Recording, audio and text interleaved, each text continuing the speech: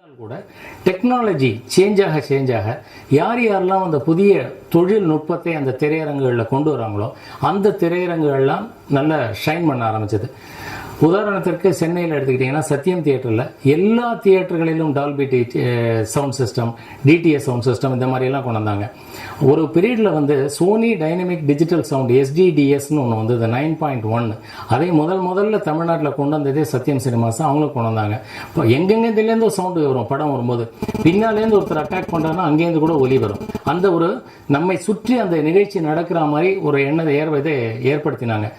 எனக்கு நல்ல ஞாபகம் இருக்கு, தாள் திரைப்படம் ஓடிட்டு இருக்கும்போது சத்யம் தியேட்டரில் மழை பெய்கிற மாதிரி காட்சி, ஹீரோயின் மழையில் நனைஞ்சிட்டு இருப்பா, 2 பேர் ஓடுறாங்க வாசல், என்னன்னா ஸ்கூட்டர் நனைஞ்சிடும் சார், அதை நான் தள்ளி வைக்கணும்னு சொன்னாங்க. அந்த அளவுக்கு அந்த இம்பேக்ட் ஏற்படுத்திச்சு. நம்ம அவாய்ட் பண்ணுறதுக்காக முதல்ல இந்தியாவில் சத்யம் தியேட்டர் தான் ஆன்லைன் டிக்கெட்டிங் சொல்யூஷன் இன்ட்ரடியூஸ் பண்ணாங்க.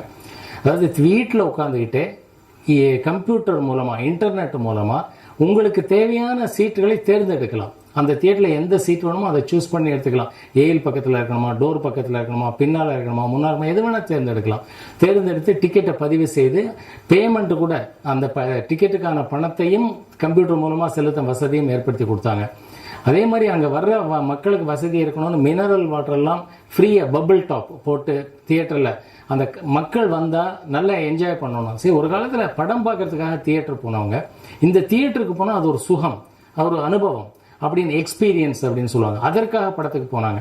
அதே மாதிரி இந்த படத்தை பார்க்க நான் இந்த தியேட்டருக்கு இத்தனை மணி ஷோக்கு போகணுங்கிற கான்செப்ட் போய் இப்போ ஒரு காம்ப்ளெக்ஸுக்கு போகணும், அங்கே என்ன ஓடுதோ அந்த 10 படத்தில் ஒன்று நான் சூஸ் பண்ணிக்கிறேன் அப்படிங்கிறதுக்கு you choose the film after going to the complex. அந்த மாதிரி ஒரு நிலைப்பை ஏற்பட்டு பார்க்கலாம். அது இருக்கு. இன்ஃபேக்ட் மூவி ஆன் டிமாண்ட் அப்படின்னு கூட சில கான்செப்ட்லாம் கொண்டு வந்திருக்காங்க. அதாவது ஒரு குறிப்பிட்ட ஒரு 40-50 பேர் சேர்ந்தா போல ஒரு படத்துக்கு போய் அந்த, ஏன்னா இப்பெல்லாம் தியேட்டருடைய கெப்பாசிட்டியே 150 பேர் 120 பேர் தான். 100 பேர் போயிட்டு எங்களுக்கு இந்த படம் இன்னைக்கு பார்க்கணும்னு சொன்னா தியேட்டரால் அந்த படத்தை காட்ட முடியும். மிந்தி வந்து பிரிண்ட் கொண்டு வந்து தியேட்டரில் வச்சுக்கணும். இப்போ டிஜிட்டல் தொழில்நுட்பத்தில் ஒரு தியேட்டர் காம்ப்ளெக்ஸில் 6 தியேட்டர் இருக்குன்னு பார்த்தீங்கன்னா 10 படங்களுடைய டிஜிட்டல் கன்வர்ஷன் அவங்க கையில் இருக்கும். அதில் ஏதாவது ஒன்று கேட்டால் அவங்க போட்டு கொடுத்துருவாங்க. ஸோ மக்களுக்கு வந்து சாய்ஸ் அதிகமாகிடுச்சு. தனக்கு எது வேணுமோ அதை பார்க்கக்கூடிய வசதி ஏற்பட்டது. இதில் இந்த தியேட்டர்களில் கன்செஷன்ஸ் அப்படின்னு சொல்லுவாங்க, அதாவது கேன்டீன் என்ன பேர், விதவிதமாக சாப்பிடலாம். இன்ஃபேக்ட் தியேட்டருக்கு வர்றவர்கள் செலவு செய்ய தயங்குவதே இல்லை. ஒரு பீரியடில் வந்து பிரிங்கிள்னு ஒரு பொட்டேட்டோ சிப்ஸ், அதோடைய விலை பார்த்தா 80 ரூபா. உண்மையிலேயே நானே என் மகனுக்கோ மகளுக்கோ அதை வாங்கி கொடுப்பேனோ சந்தேகம் இல்லை, இவ்வளோ காஸ்ட்லியாக இருக்கேன்னு நினச்சேன். அந்த இதே கொண்டு வந்தோன்னா நான் சொன்னேன் இதெல்லாம் யாரும் வாங்க மாட்டாங்க. அவர் என்ன சொன்னார், ஒரு 10 பாக்கெட்டை வச்சுட்டு போகிறேன், 10 டின்னை, நீங்கள் காலி ஆகலைன்னா நாளைக்கு வந்து அப்படியே எடுத்துகிட்டு போய்ட்றேன்னாரு. அவர் போய் தான் ஸ்கூட்டர் பார்க்கல, ஸ்கூட்டர் எடுக்கிறதுக்குள்ளே இங்கே 10 விற்று போச்சு. ஸோ அந்த அளவுக்கு மக்களுக்கு வந்து குவாலிட்டி இருந்து சுற்றி இருக்கிற சூழ்நிலை, தியேட்டர் ஆம்பியன்ஸ் நல்லா இருந்தால் அந்த தியேட்டருக்கு வரத்துக்கு அவங்க தயங்குறது கிடையாது, கண்டிப்பாக செய்கிறது. தியேட்டரில் வந்து வளர்ச்சி மிக மிக அதிகம். நம்ம இன்னும் இப்போ போகும்போது இப்போ இந்த இதில் எல்லாம் 11.9 ஆரோ சவுண்ட், டால்பி அட்மாஸ் போன்றதெல்லாம் தலைக்கு மேலேருந்தெல்லாம் சவுண்ட் வரும்.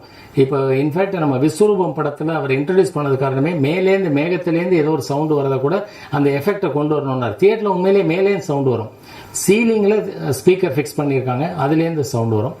ஸோ மக்களுக்கு ஒரு வித்தியாசமான எக்ஸ்பீரியன்ஸ் ஏற்படும் பொழுது கண்டிப்பாக தியேட்டருக்கு வந்து படம் பார்ப்பார்கள்.